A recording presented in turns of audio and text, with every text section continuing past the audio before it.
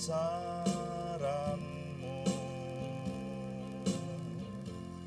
Ajaib Tuhan, ajaib Tuhan, kami memuji kebesaran-Mu. Ajaib Tuhan, ajaib Tuhan, kami memuji kebesaran-Mu. Ajaib Tuhan, ajaib Tuhan.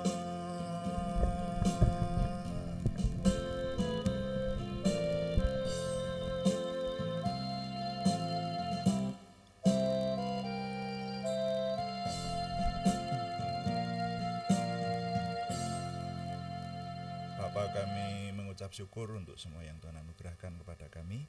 Juga ketika malam hari ini kami menyelesaikan doa malam kami.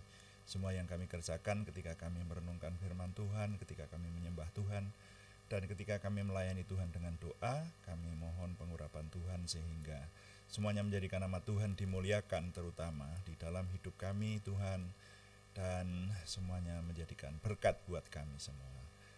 Urapi dan berkati semuanya berjalan dengan lancar, dengan penuh damai sejahtera Tuhan. Dalam nama Tuhan Yesus Kristus kami berdoa. Haleluya. Amin. Selamat malam Bapak Ibu Saudara sekalian. Mari kita melanjutkan doa malam kita. Doa malam melalui online ini diadakan secara iman Kristiani dengan dasar keyakinan kepada Tuhan Yesus Kristus, Yeshua HaMasyiah, Juru Selamat dunia dan Imam besar kita. Firman Tuhan yang didokumentasikan dalam kitab suci Perjanjian Lama dan Perjanjian Baru menjadi pegangan kami, menjadi pegangan kita sekalian. Nah, saudara sekalian, sore hari ini saya ingin mengajak Bapak Ibu Saudara untuk merenungkan sebuah judul, marah itu boleh atau tidak? Menurut firman Tuhan setidaknya. Karena ada yang banyak pendapat berkata bahwa marah itu sebetulnya sesuatu hal yang negatif, yang tidak boleh. Ya, sebaiknya orang tidak gampang marah.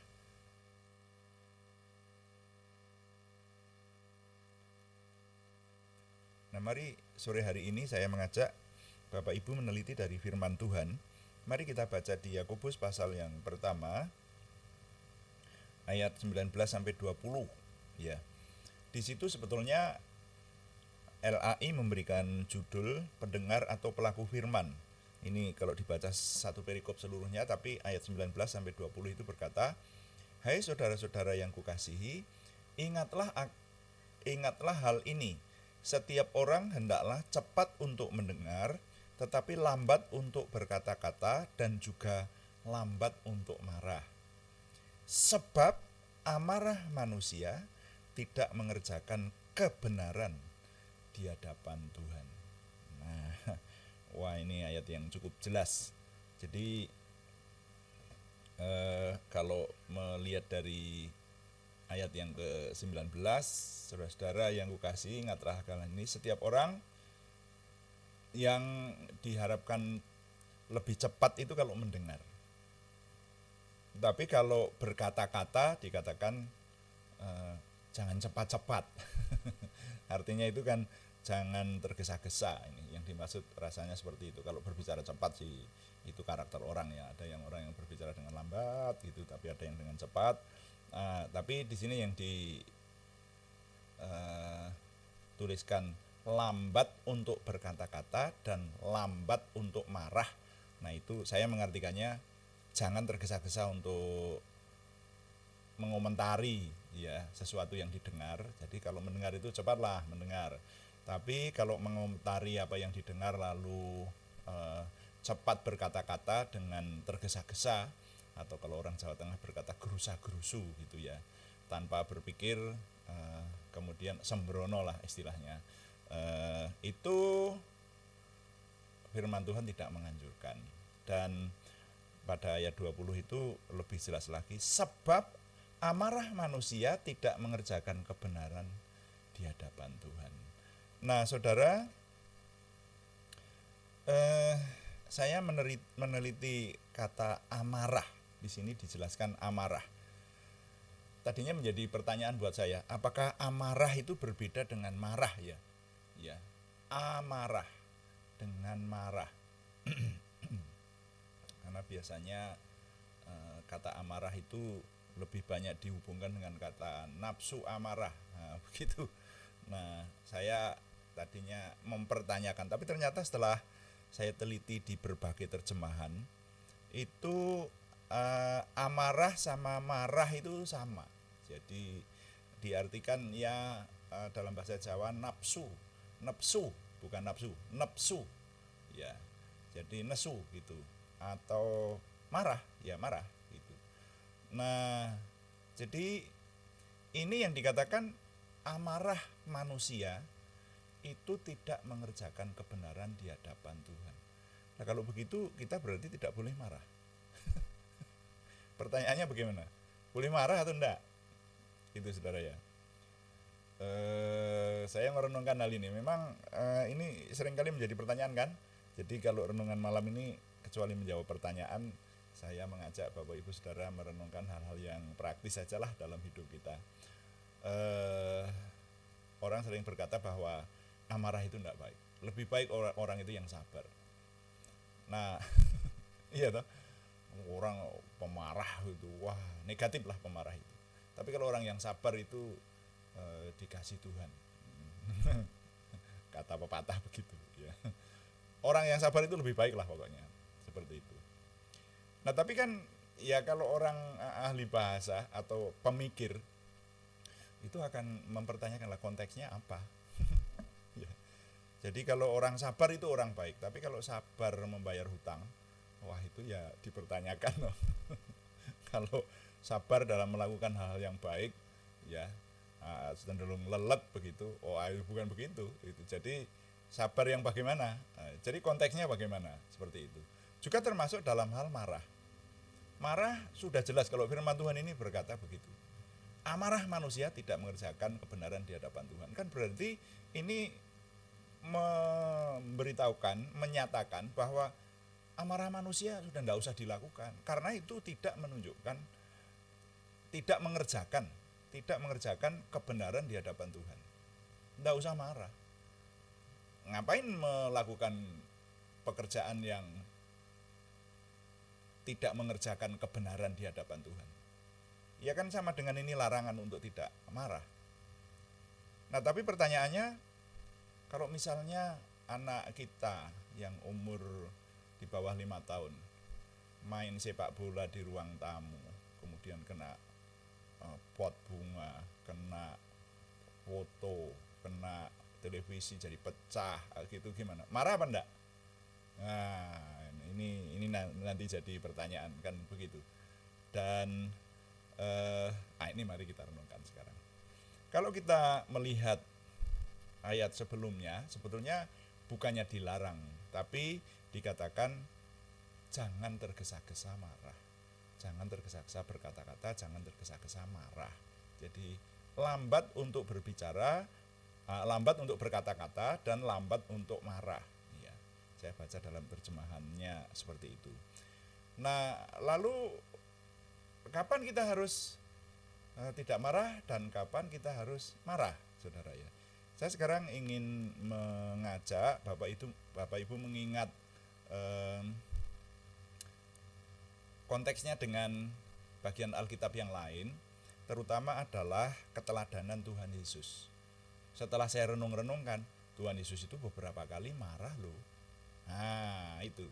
Jadi kalau di sini dikatakan amarah manusia tidak mengerjakan kebenaran di hadapan Tuhan, ya sebaiknya kita meneladani amarahnya Tuhan saja ya toh.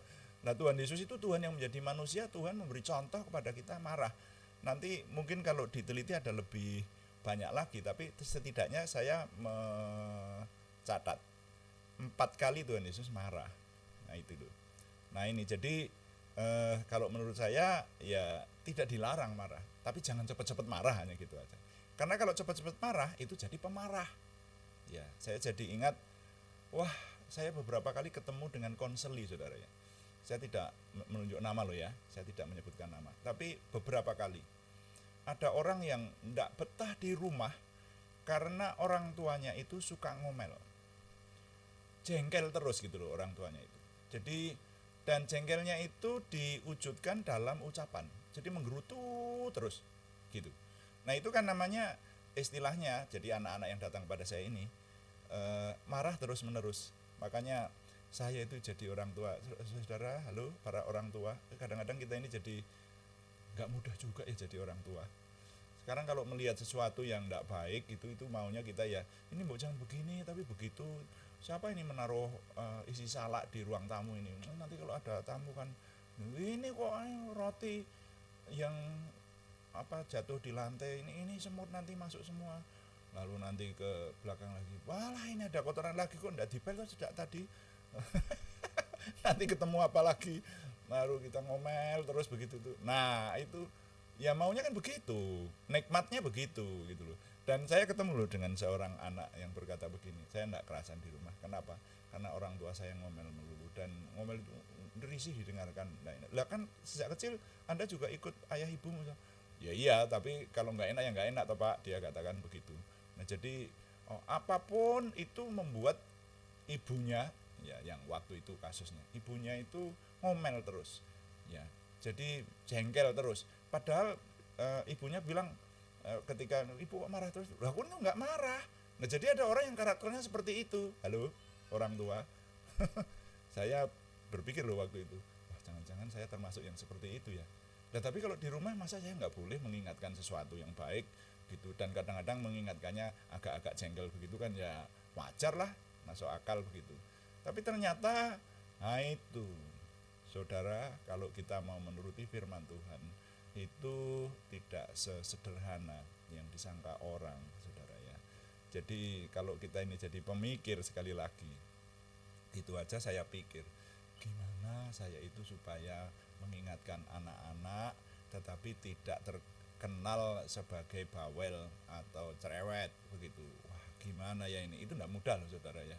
Maunya orang tua itu, apalagi maaf kata ya, ibu-ibu itu biasanya seperti itu, dan itu menurut banyak orang ya wajar. Jadi karena urusan rumah tangga banyak ditangani ibu-ibu, sehingga segala sesuatu yang tidak beres, ini kenapa begini toh, ini begini begitu dan seterusnya gitu. Nah itu yang rupanya diingatkan oleh firman Tuhan ini, jangan cepat-cepat tergesa-gesa berkata-kata. Jangan cepat-cepat marah, tapi marah boleh. Nah ini yang lebih penting. Saya mencatat Tuhan Yesus 4 kali marah. 1, Tuhan Yesus marah ketika bait suci dibuat jualan. Anda ingat itu di Matius pasal 21 ayat 12. Tuhan Yesus marah besar itu. Dan Tuhan Yesus waktu itu belum siapa-siapa loh. Dia dikenal sebagai rabi, belum. Itu masih orang muda, baru-barusan toh Tuhan berkarya. Tapi kalau Anda lihat itu Matius 21, ya pokoknya dia orang muda, sebut aja seperti itulah. Karena usianya 33 tahun toh paling tua pada waktu dia disalibkan dan mati, dikuburkan dan bangkit kembali, itu usia 33,5 kalau saya nggak salah ingat itu toh. Nah Tuhan Yesus itu orang muda, dan dia sebetulnya bukan imam, dia bukan pemilik atau pengelola bait Tuhan, tapi Tuhan merasa bahwa dia adalah perwakilan Tuhan. Saya pakai istilah seperti itu. Nah, Tuhan sendiri yang mengambil rupa manusia, jadi dia mewakili Tuhan. Nah, seperti itulah, mewakili pihak Tuhan, karena dia Tuhan sendiri toh. Ya, sesuai dengan iman Kristiani yang kita pegang, Yesus itu Tuhan yang mengambil rupa manusia. Dan kalau sekarang ini dicerca orang, banyak orang mengatakan Yesus itu bukan Tuhan, ya silahkan aja. Itu kan orang yang tidak ngerti. Buktinya yang sudah mengerti mereka jadi percaya bahwa Tuhan itu bahwa Tuhan Yesus itu adalah Tuhan. Kan begitu kan? Nah sekarang banyak yang percaya seperti itu, yang mencerca habis-habisan ya banyak, tapi buktinya yang berbalik jadi percaya banyak, jadi ekstrim percaya bahwa Yesus adalah Tuhan yang mengambil rupa manusia. Nah jadi saudara-saudara, Tuhan Yesus marah ketika bait suci dibuat jualan. Lalu kemarahan yang kedua yaitu ketika melihat pohon ara tidak berbuah. Matius pasal 21 ayat 19. Tuhan Yesus dan murid-muridnya melihat pohon ara tidak berbuah, tidak ada yang bisa dipetik, dimanfaatkan dan dimakan di situ. Lalu Tuhan Yesus marah, mengutuki pohon ara itu. Engkau tidak berbuah, engkau tidak akan berbuah untuk selama-lamanya. Dan seketika itu juga layu, dituliskan seperti itu, dicatat, nanti dicek di Matius 21 ayat 19. Tuhan Yesus marah ketika melihat sesuatu, dalam hal ini pohon, yang seharusnya berbuah tapi tidak mengeluarkan buah. Ayo nanti kita renungkan. Lalu yang berikutnya, Tuhan Yesus marah kepada angin ribut, itu di Matius 8 ayat 26. Tuhan Yesus tidur di buritan, dibawa oleh murid-muridnya dalam perahu, lalu ketika dibangunkan karena ada angin ribut yang sangat dahsyat, dikatakan sangat dahsyat loh saudara ya. Nah lalu ketika Tuhan Yesus bangun, dikatakan Tuhan kemudian menghardik angin. Ada beberapa terjemahan ini ya, di terjemahan yang lain membentak angin, ada yang lebih halus, memarahi angin. Ya seperti yang bahasa Jawa itu dukani angin, Gusti Yesus banjur dukani angin, marah kepada angin, nah, gitulah. Tapi di terjemahan lama sebetulnya ditulis menengking. Nah ini yang mungkin lebih pas gitu. Menengking angin. Jadi marah Tuhan Yesus. Ini kesimpulannya apa? Ketika alam tidak bersahabat dengan manusia, ketika mungkin alam itu bisa digerakkan oleh iblis toh? Bukan mungkin. Itu di kisahnya Ayub, itu kan anak-anaknya Ayub itu tewas karena iblis menggunakan angin ribut menyerang rumah yang digunakan untuk pertemuan anak-anaknya Ayub, sehingga rumahnya roboh dan semuanya tewas. Jadi iblis menggunakan kekuatan alam juga, dan Tuhan lebih berkuasa. Tuhan menghardik angin, menengking angin. Nah kemudian yang keempat itu Tuhan Yesus marah kepada penyakit atau setan.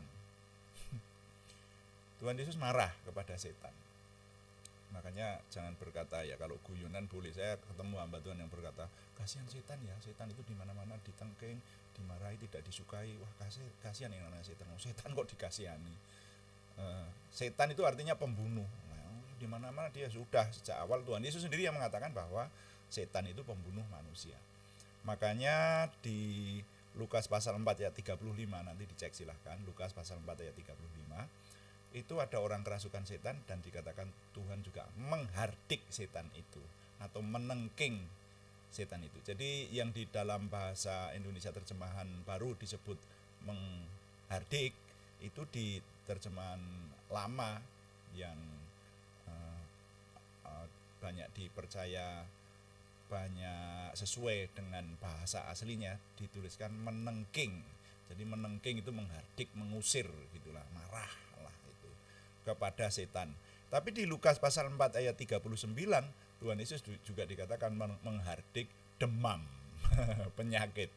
Jadi ini penyakit atau angin itu ternyata namanya gaya bahasa dipersonifikasi. Kan enggak bisa, yang bisa diusir itu hanya makhluk hidup toh sebetulnya. Tapi angin itu makhluk hidup atau bukan?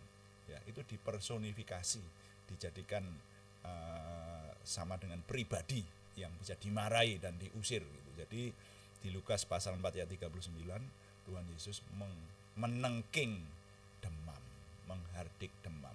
Nah, mari kita renungkan satu persatu. Kalau kita mau meneladani berarti saya paling tidak mengambil kesimpulan untuk diri saya ya saudara ya. Kalau boleh saya impartasikan kepada saudara, saya tidak boleh marah, kita tidak boleh marah. Tapi dalam paling tidak untuk 4 hal ini Tuhan memberi contoh kita dapat marah, bolehlah marah seperti itu dalam hal-hal seperti ini.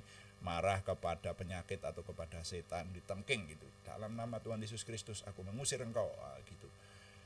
Lalu juga kepada suasana alam yang tidak bersahabat.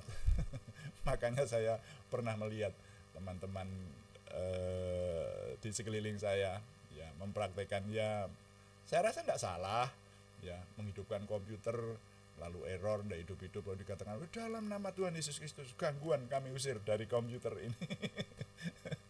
Suasana alam yang tidak mendukung lalu ditengking gitu. Tapi kalau menengking ya harap dengan hikmat. Saya pernah guyonan ya, mau pergi lalu situasi mau hujan. Nah ketika mau hujan ya kita pergi supaya tidak kehujanan, maka setelah berdoa lalu berkata, wah mendung, dalam nama Tuhan Yesus Kristus hujan berhenti. Saya katakan, loh tapi banyak orang mendoakan supaya hari ini hujan loh. Petani mengharapkan supaya tanamannya itu disirami dengan hujan, bagaimana kok kita menengking? Jadi harus dengan hikmat kan. Nah itu saudara ya. Nah itulah makanya untuk melakukan sesuatu di hadapan Tuhan dengan benar itu tidak sembarangan. Perlu hikmat, perlu hikmat.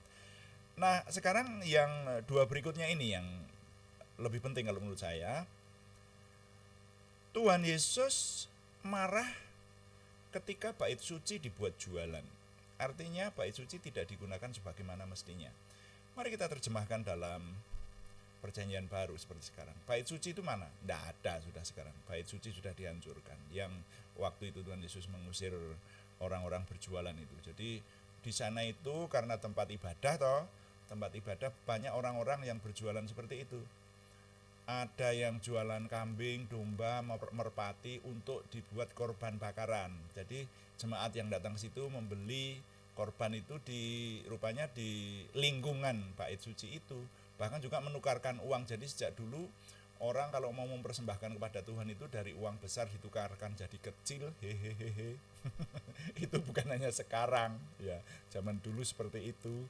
Nah mari kita perhatikan ini saudara-saudara ya. Tapi Tuhan tidak menghendaki bait suci itu dikotori dengan berdagang begitu. Nah sekarang bait suci itu kalau menurut saudara di mana bait suci itu? Bait suci itu di perjanjian baru adalah di tubuh kita, di hati kita. Tuhan bertahta di dalam hidup kita, di tubuh kita, di hati kita. Itu saudara ya. Nah jadi saya menerimanya Matius 21 ayat 12 ini saya terima sebagai bahwa kita harus menggunakan tubuh yang merupakan bait suci Tuhan ini. Ya, tubuhmu adalah bait Roh Kudus, ingat ayat itu ya. Itu tidak boleh sembarangan. Harus digunakan sebagaimana mestinya karena tubuh kita, hidup kita adalah bait Tuhan. Wah, kalau sudah berbicara semacam ini, mungkin ada orang yang berkata, "Ya, hidup kekristenan itu kok sulit toh?" Oh, ada orang yang berkata hidup Kristen itu mudah malahan. Lebih sulit agama lain yang harus pergi ke negara tertentu untuk menunaikan ibadah tertentu itu harus saudara. Ya, kalau orang Kristen itu minta ampun gampang banget, di agama lain minta ampun itu saling memaafkan itu setahun hanya sekali gitu. Orang Kristen itu begitu mudahnya sehingga kalau ada ibadah yang agak kesukaran sedikit gitu aja sudah mengeluh. Maka kemudian banyak orang yang memiliki iman Kristiani yang imannya tidak fundamental.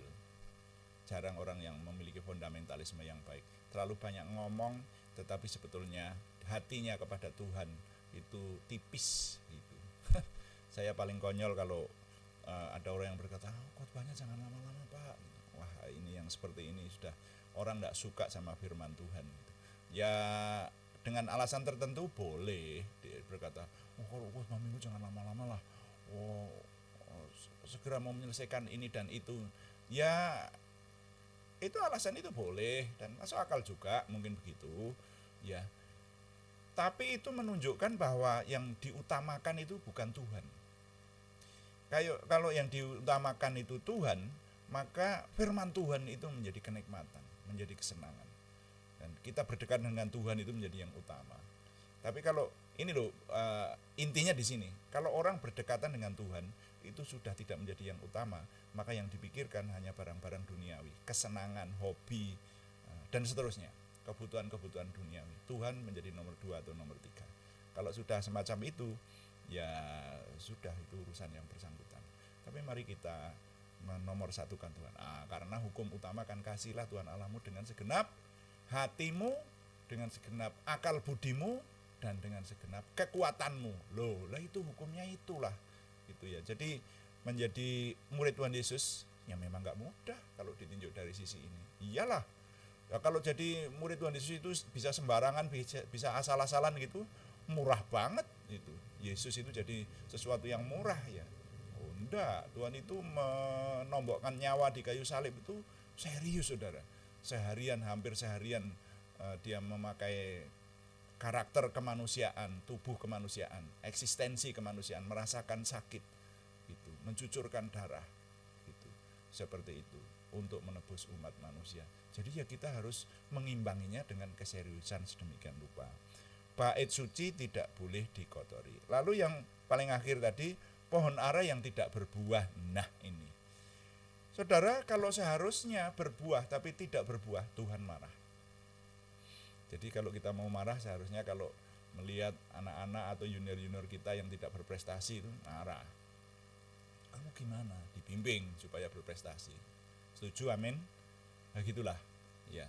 Tapi kalau malah ada orang yang ketika anak-anaknya nganggur, tidak melakukan apa-apa, tidak menghasilkan apa-apa, tidak marah, ya, tapi malah cerewet, marahnya hal-hal yang lebih kecil, yang remeh-temeh. Lah, kebalik, saudara. Ya, Tuhan Yesus marah ketika melihat pohon ara tidak berbuah, dikutuk, dan pohon ara itu mati, layu seketika. Dikatakan seperti itu. Jadi boleh marah akan hal-hal tertentu. Makanya kalau saya boleh mulai menyimpulkan bahwa manusia itu boleh marah, tapi jangan cepat-cepat, jangan tergesa-gesa untuk marah. Dan marahnya tidak semua hal bisa diperbolehkan marah. Bahkan hal yang kecil-kecil itu pun juga harus kita pikirkan, kita ingat, mari jangan sembarang marah ya. Tetapi harus diingat, kemarahan manusia tidak mengerjakan kebenaran di hadapan Tuhan. Jadi jangan tergesa-gesa marah, tapi marah tetap boleh untuk hal-hal tertentu, seperti keteladanan Tuhan Yesus juga bisa marah untuk hal-hal yang dianggap penting seperti itu. Jadi nilai yang saya susun dalam kalimat untuk saya ketengahkan kali ini adalah, ingat, amarah manusia tidak mengerjakan kebenaran di hadapan Tuhan. Karena itu usahakan sekuat-kuatnya mengendalikan amarah. Usahakan dengan sungguh-sungguh mengendalikan amarah ya. Ingat, amarah manusia tidak mengerjakan kebenaran di hadapan Tuhan. Ini menurut firman Tuhan loh ya. Makanya saya teruskan aja kepada kita sekalian. Saya ulangi, ingat, amarah manusia tidak mengerjakan kebenaran di hadapan Tuhan. Karena itu usahakan sekuat mungkin mengendalikan amarah. Tuhan dipuji, amin. Mari kita melayani Tuhan dengan doa. Kita katakan, kuduskan tempat ini, kuduskan hati ini, untuk kami dapat berdoa dan menyembah. Lalu kita melayani Tuhan dengan doa kita.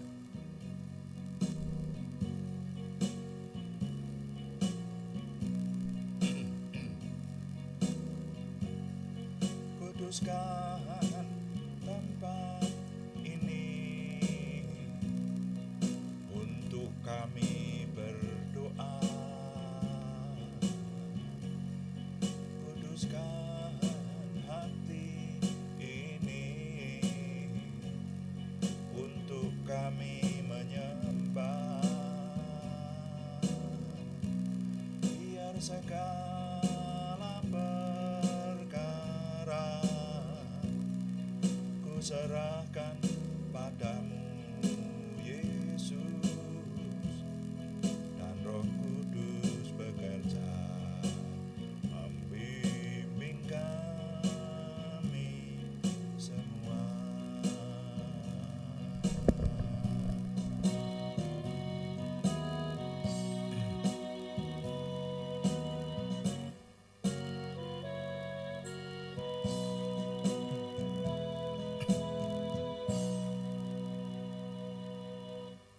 Bapa, kami mengucap syukur untuk doa malam hari ini.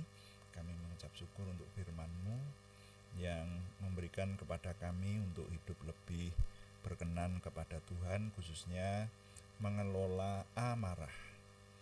Urapi firman-Mu dan beri kemampuan kepada kami untuk menghidupi firman-Mu ini Tuhan, sehingga hidup kami benar-benar semakin berkenan kepada Tuhan.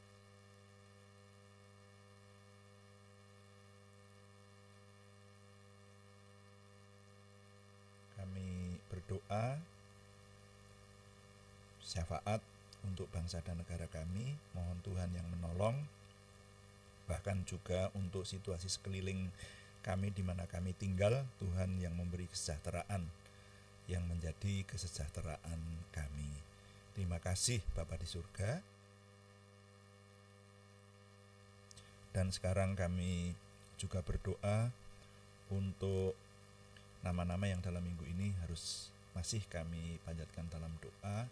Kami tahu saudara kami ini sedang bergumul berat untuk meraih kesembuhan dari Tuhan. Kami datang kepada Tuhan, bisa kami berdoa. Karena itu kami menyerahkan, berseru dalam nama Tuhan Yesus Kristus, Yeshua HaMasyiah, Tuhan memberikan kesempurnaan kesembuhan kepada saudara kami Aryati Wirawan, saudara kami Arni Setiawati, saudara kami Budi Suswanti, saudara kami Yohanes Sutarman, semuanya di Purwodadi, saudara kami Ananda Alek Yohan Wibowo, saudara kami Supriyanto, semuanya di Salatiga, saudara kami Siti Rondia, saudara kami Cahyani Bagiowati di Semarang, saudara kami Kristiningsih Joko Widodo di Yogyakarta, saudara kami Naomi Sumarsi di Wonogiri. Tuhan memberikan kesempurnaan kesembuhan, juga pergumulan yang lain selain kesembuhan, yaitu pergumulan dari saudara kami Sri Purwati, saudara kami Yohana Asri Saptorini, saudara kami Thomas Tio Adi Prakoso. Tuhan yang menjawab doa, memberikan terobosan baru, keberhasilan, sehingga pertolongan Tuhan nyata. Terima kasih setiap hari Tuhan memberikan kepada kami anugerah-Mu sehingga kami semakin mengenal Tuhan, semakin memiliki percaya diri, antusiasme, optimisme, semangat dan bergairah menyambut masa depan kami untuk menang bersama dengan Tuhan. Berkati kami sehingga apa yang kami kerjakan ini Tuhan sempurnakan dan Tuhan menolong sehingga apa yang kami kerjakan semakin meluas, semakin menjadikan nama Tuhan dimuliakan. Dan ketika nama Tuhan dimuliakan, maka kami semua semakin diberkati. Terima kasih Bapa, kami mohon Tuhan yang menyempurnakan doa kami oleh pertolongan dan pimpinan Roh Kudus, karena semuanya kami persembahkan dengan mantap percaya dalam nama Tuhan Yesus Kristus Juru Selamat kami. Haleluya. Amin. Demikian doa malam hari ini saudara sekalian, dan kami memberitahukan bahwa doa malam dilaksanakan hari Senin sampai Sabtu. Juga doa pagi. Kalau doa pagi itu jam 5 pagi. Kita meneliti seluruh isi kitab suci, akan kita habiskan nanti. Yang doa pagi, ya saya rasa puji Tuhan ternyata lebih banyak yang doa pagi ya. Saya lihat banyak teman-teman yang berdedikasi untuk bangun pagi memulai hari baru itu dengan meneliti firman Tuhan, puji Tuhan. Dan doa malam jam 6 atau jam 18 malam. Kalau saudara terlambat pada jam-jam tayang tersebut, masih tetap bisa menikmati renungan singkat ini, bisa dibuka lagi di channel kami setelah jam tayang. Kalau saudara sudah memberikan subscribe, maka mencari channel kami sangat mudah ya. Ya, makanya kami tetap mengharapkan dukungan Anda terus, dukungan doa. Terima kasih yang belum memberikan subscribe, berkenan memberikan subscribe, like, komen, dan share, bagikan kepada teman-teman lain sehingga lebih banyak lagi yang diberkati bersama dengan kita setiap hari menikmati kenikmatan rohani, merasakan kehadiran Tuhan yang memberkati kita. Selamat malam, Tuhan memberkati.